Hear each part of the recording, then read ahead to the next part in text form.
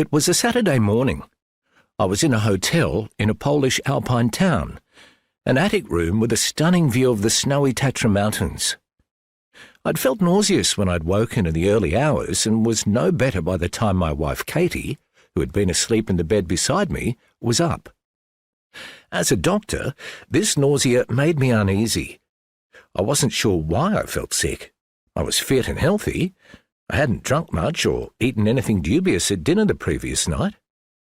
I knew the important symptoms of heart attacks and strokes, and I didn't seem to have any of them. While I'd always tended to play down being unwell, anxious not to worry anyone, I was worried something was seriously wrong.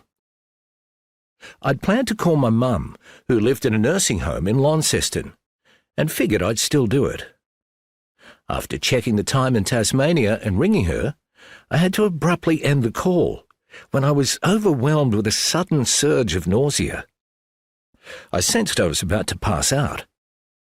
I lay on the floor and mumbled something to Katie about how awful I was feeling. Katie, who was also a doctor, asked me about my symptoms, checked my pulse and felt my forehead. I started to feel cold and shivery, as if I had a fever of some kind. I wasn't sure what was happening. I just wanted to lie on the carpet. Katie was naturally worried. We talked about my symptoms and ran through the possible medical conditions that might be causing them. There were no obvious signs of a neurological problem, no difficulty speaking or moving my arms or legs, and no headache. But it wasn't clear what was wrong. I wasn't in pain. I asked Katie to get a bin from the bathroom in case I needed to vomit. We wondered if I might have a viral illness, possibly picked up on my travels.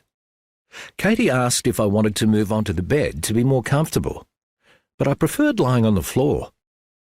She gave me a cushion and a rug from the bed, but I still felt cold.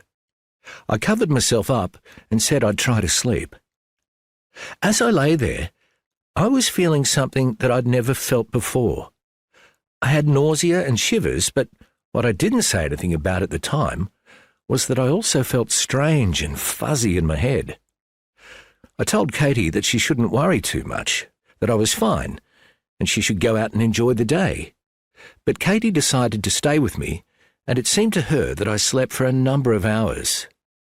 But inside, all I could think was, I'm going to die, and there's nothing I can do to stop it. I was panicking. I was scared.